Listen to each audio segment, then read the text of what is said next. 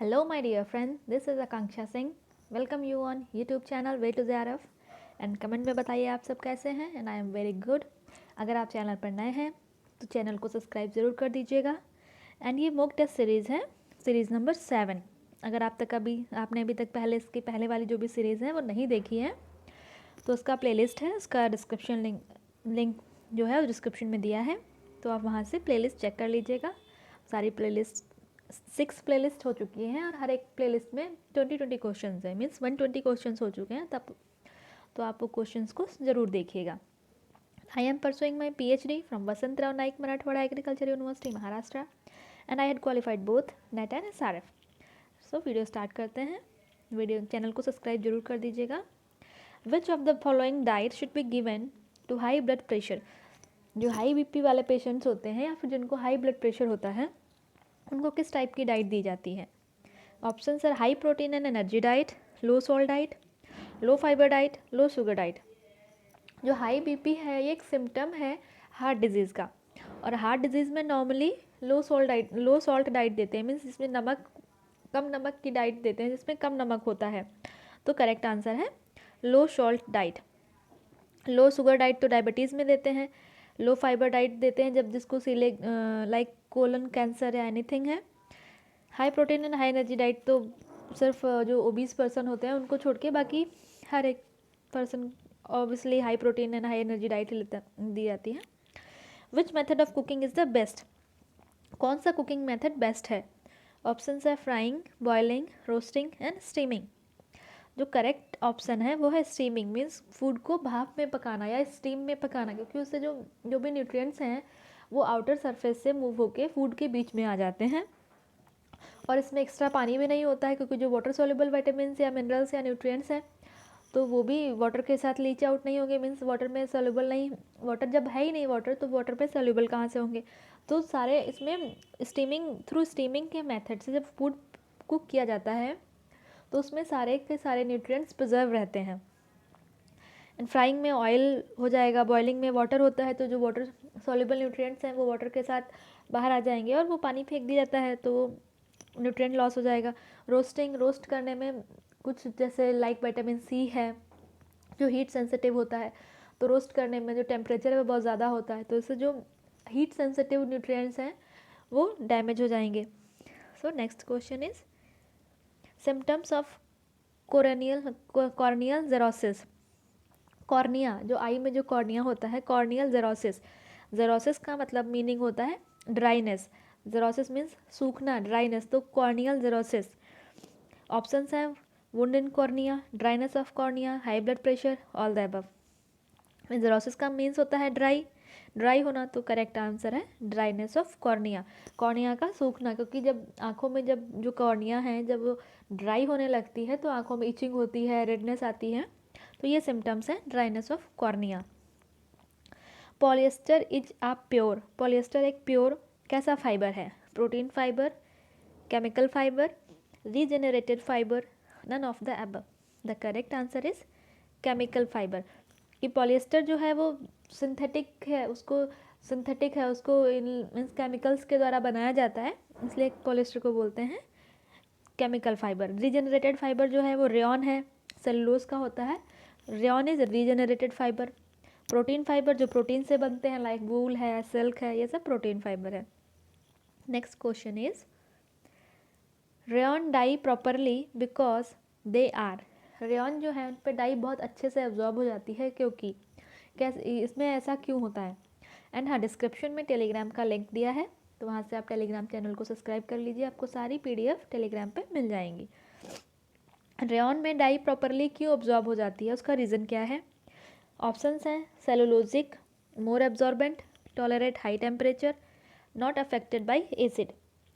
तो ये रेयॉन जो है ये रीजनरेटेड फाइबर है, और ये रीजनरेटेड फाइबर है बट बना किससे होता है, सेलुलोज से. और सेलुलोज की प्रॉपर्टी है कि ये डाई को बहुत अच्छे से एब्जॉर्ब कर लेते हैं, इसलिए क्योंकि रेयॉन जो है वो सेलुलोज से बना होता है, इसलिए इसमें डाई बहुत अच्छे से प्रॉपरली एब्जॉर्ब हो जाती है. यही रीज़न है कि रेयॉन में डाई बहुत अच्छे से एब्जॉर्ब हो जाती है. ऊन के लिए सबसे अच्छा ब्लीच कौन सा है. बेस्ट ब्लीच फॉर वूल. जो वूल जो है वो प्रोटीन फाइबर है, तो उसके लिए बेस्ट ब्लीच कौन सी है? ऑप्शंस है क्लोरीन और calcium chloride, sodium chloride, hydrogen peroxide. The correct answer is hydrogen peroxide. ये जितने भी क्लोरीन बेस्ड ब्लीच हैं या फिर क्लोरीन बेस्ड डिटर्जेंट हैं या एनीथिंग जो क्लोरीन बेस्ड है वो वूल के लिए अच्छा नहीं होता है, बेनिफिशियल नहीं होता है, क्योंकि जो क्लोरीन है ये प्रोटीन को डैमेज करता है। इसीलिए वूल के लिए जो ब्लीच यूज किया जाता है वो हाइड्रोजन परऑक्साइड है। Next is which bleaching agent can be used safely both for vegetable and animal fibre. जो प्लांट फाइबर है या एनिमल फाइबर है, दोनों फाइबर्स के लिए कौन सा ब्लीच बेस्ट यूज़ किया जाता है? सो ऑप्शन है hydrogen peroxide, oxalic acid, sulphide, all the above. तो जो करेक्ट आंसर है वो hydrogen peroxide. Hydrogen peroxide simple bleach है जो हर एक टाइप के फाइबर के लिए यूज़ की जाती है, ठीक है। Then next is linolenic acid is. Linolenic acid क्या है? ऑप्शन है protein, fat, unsaturated fatty acid, saturated fatty acid. जो लिनोलेनिक एसिड है ये एक एसेंशियल अनसेचुरेटेड फैटी एसिड है, ठीक है। तो इसका करेक्ट आंसर है अनसेचुरेटेड फैटी एसिड। लिनोलेनिक एक अनसेचुरेटेड फैटी एसिड है। Next question is the nutritional adequacy of the diet is according to. Means जो डाइट बनाई जाती है कि इसमें प्रॉपर न्यूट्रिएंट्स हैं या नहीं हैं, कितने न्यूट्रिएंट रिक्वायरमेंट क्या क्या है डाइट में, तो जब ये डाइट बनाई जाती है तो किस पे बेस्ड होती है? ऑप्शन है age of the person, gender, activity pattern, all the above. Age means कि जो भी पर्सन है वो 1 to 3 ईयर का है, 3 to 6 ईयर का है, या एडल्ट है या ओल्ड एज में है। देन जेंडर में देखते हैं कि मेल है फीमेल है, क्योंकि मेल को ज़्यादा एनर्जी की रिक्वायरमेंट होती है। देन आता है एक्टिविटी पैटर्न, सेडेंटरी वर्कर है, मॉडरेट वर्कर है, हैवी वर्कर है, क्योंकि according to activity nutritional requirement भी चेंज होती है। सो इसका करेक्ट आंसर है ऑल द अबव। जब डाइट प्रिपेयर करते हैं, डाइट चार्ट बनाते हैं, उसमें न्यूट्रिशन कितना न्यूट्रिएंट चाहिए क्या है, तो वो सब डिपेंड करता है कि एज का जो पर्सन की एज क्या है, जेंडर क्या है, एक्टिविटी पैटर्न क्या है, ठीक है। Next is sucrose is abundant in. Sucrose एक टाइप की शुगर है, वो सबसे ज़्यादा किस में पाया जाता है? ऑप्शन है milk, orange juice, sugar cane, grapes. तो मिल्क में सबसे ज़्यादा जो है वो लैक्टोज पाया जाता है। ये ऑरेंज जूस और ग्रेप्स ये दोनों फ्रूट हैं, और फ्रूट में नॉर्मली फ्रक्टोज शुगर पाई जाती है। एंड शुगर केन में सुक्रोज जो है वो शुगर केन में पाया जाता है। शुगर केन में सुक्रोज, क्योंकि ये शुगर है एक टाइप की, और जो चीनी जो घर में आती है उसको सुक्रोज ही है, वो सुक्रोज का एक क्रिस्टल फॉर्म है। तो शुगर केन में सुक्रोज सबसे ज़्यादा अमाउंट में पाया जाता है। Next question is the food does not come in contact with water while cooking. जब फूड को कुक करते हैं तब जो फूड है वो डायरेक्ट जो है वाटर के कांटेक्ट में नहीं आता है, तो इसका करेक्ट आंसर क्या है? ऐसा मेथड जिससे कुक करते समय जो फूड है वो डायरेक्ट वाटर के कांटेक्ट में नहीं आता है या पानी के कांटेक्ट में नहीं आता है, वो है options are frying, grilling, steaming, all the above. The correct answer is all the above, क्योंकि फ्राइंग में ऑयल से फ्राई होता है, ग्रिलिंग वो डायरेक्ट हीट में होता है, इसमें भी वाटर नहीं आता है। स्टीमिंग में भी जो फूड के अंदर जो मॉइस्चर प्रेजेंट है या फिर वो यूज़ किया जाता है, या फिर स्टीम यूज़ की जाती है, तो उसमें भी डायरेक्ट वाटर के कॉन्टेक्ट में नहीं आता है। So next question is the important difference between a home and house is. Home और हाउस के बीच में इम्पॉर्टेंट मेन डिफरेंस क्या है? Option is physical, environmental, emotional, only terminological difference. So जो करेक्ट आंसर है वो है इमोशनल। देखिए होम और हाउस में डिफरेंस यही है कि जहाँ पे लोग रहते हैं उनमें एक इमोशनल अटैचमेंट हो जाता है उस जगह से। तो मोस्टली जो डिफरेंस है होम और हाउस में वो है इमोशनल, कि जहाँ पे जो भी रहने लगते हैं ना वो घर में, फिर वहाँ से एक इमोशनल अटैचमेंट और बहुत सारी मेमोरीज बन जाती हैं, तो इमोशनली कनेक्ट होते हैं। तो ये मेन डिफरेंस है होम एंड हाउस में। The next question is weight of the infant become double. जो इन्फेंट का जो वेट है वो डबल हो जाता है, कितने टाइम में डबल हो जाता है? ऑप्शन है from birth to 4 month, in 6 month, in 8 month, in 1 year. So जो करेक्ट आंसर है वो 6 मंथ. 6 मंथ में जो इन्फेंट का वेट है वो डबल हो जाता है और 1 ईयर पे ट्रिपल हो जाता है. And the next question is cephalocaudal development means development from.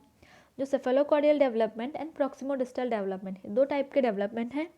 तो सेफेलोकॉर्डियल डेवलपमेंट में क्या होता है? ऑप्शन है head to leg development, from centre of the body to outward, both A and B, none of the above. So correct answer है head to leg development. जो head से लेके लेग तक डेवलपमेंट होता है उसको बोलते हैं सेफेलोकॉर्डल डेवलपमेंट. उसके बाद आता है proximodistal development. Proximodistal development centre of the body to outward means centre से हाथ, जो हाथ की तरफ जो डेवलपमेंट होता है उसको बोलते हैं proximodistal development. So the next question is learning by curiosity, trial and error method. जो बच्चे लर्न करते हैं थ्रू क्यूरियोसिटी, उनको जानने की इच्छा होती है, फिर कुछ काम करते हैं, गलती होती है, फिर सीखते हैं उससे. इन सब चीज़ों से जो काम, जो लर्निंग होती है वो उसको क्या कहते हैं? वो क्या है?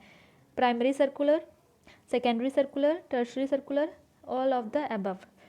So the correct answer is tertiary circular. ये एक अटैचमेंट थ्योरी है जिसमें प्राइमरी सर्कुलर में जो बच्चे की एज होती है वो 1 to 4 मंथ होती है, सेकेंडरी सर्कुलर में 4 to 8 मंथ होती है.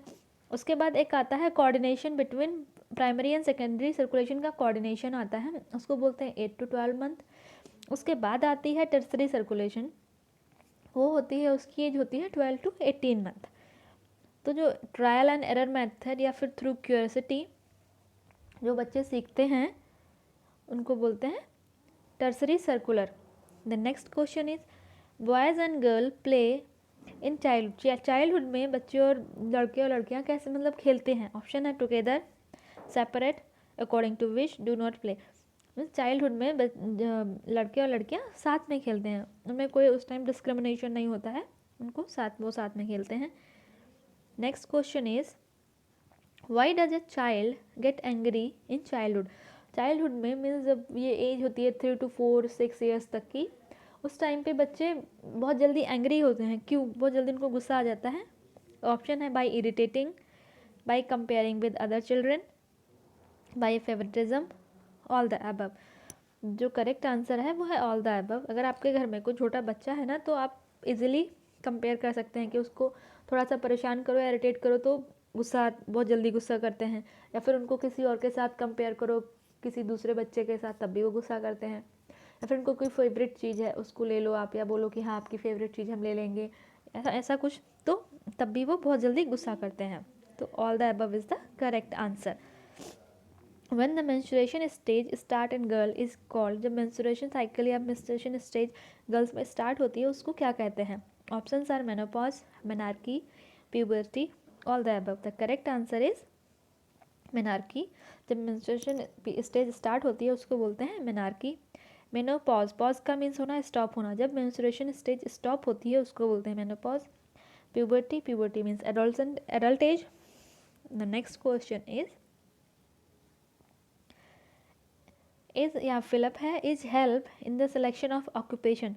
ऑक्यूपेशन मीन्स कोई काम करने की अगर कोई सोच रहा है तो वो काम करने, क्या करना है, उस काम को सेलेक्ट करने में कौन सी चीज़ें हैं जो हेल्प करती हैं? तो ऑप्शन है motivation, skillful, tendency, all the above. तो इसका आंसर है वो ऑल द अबव. मीन्स अगर कोई कुछ काम करना चाहता है या कोई कुछ बिजनेस ही स्टार्ट करना चाहता है तो होना चाहिए सबसे पहले मोटिवेशन, क्योंकि अगर आप कुछ या कोई भी कुछ स्टार्ट कर रहा है तो अप्स एंड डाउन्स आएंगे.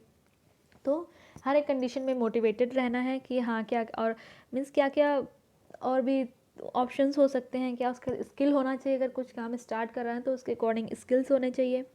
टेंडेंसी कि अगर कुछ प्रॉब्लम है, कोई सिचुएशन, वह सिचुएशन है कुछ भी, तो उसका कोऑपरेट करने की या उसको फेस करने की टेंडेंसी होनी चाहिए. तो all the above options correct हैं. कि the next is what is the reason for disharmony in relationship like कोई भी होगी घर में सब अगर डिसहार्मनी है तो उसका रीज़न क्या है? Options are less communication in family, not understanding other emotions, stress with one other, all the above. तो करेक्ट आंसर है वो है all the above. Like family में अगर कुछ लड़ाई हो रही है कुछ, तो सबसे पहली तो कि लेस कम्युनिकेशन मीन्स ऐसे बातें तो होती हैं बट फैक्चुअल एक दूसरे को समझना, बातें करना, फैक्टफुल बातें, तो ये एक लेस कम्युनिकेशन। उसके बाद दूसरे का इमोशंस को समझना, नहीं समझना, उसकी फीलिंग्स, लाइक देन स्ट्रेस है, किसी के साथ कोई टेंशन है, कोई लड़ाई झगड़ा हो गया तो उसकी टेंशन है। तो ये सब चीज़ें जो फैमिली रिलेशनशिप है उनको अफेक्ट करती है, जिसकी वजह से मीन्स हार्मनी रिलेशनशिप लड़ाई वगैरह होती है। तो जो ऑप्शन है वो करेक्ट है, all the above option correct है। एंड अगर वीडियो आपको अच्छी लगी हो तो लाइक एंड कमेंट जरूर करिएगा। Thank you. ये मेरा फेसबुक पेज है, आप मुझे यहाँ से कांटेक्ट कर सकते हैं। ये यूट्यूब चैनल है वे टू JRF, तो चैनल को ज़रूर सब्सक्राइब कर दीजिएगा। एंड अगर वीडियो अच्छी लगी हो तो लाइक करिएगा, चैनल को सब्सक्राइब करिएगा एंड इसे ज़्यादा से ज़्यादा शेयर करिए। मिलते हैं नेक्स्ट वीडियो में, तब तक के लिए stay happy, stay healthy, take care, bye.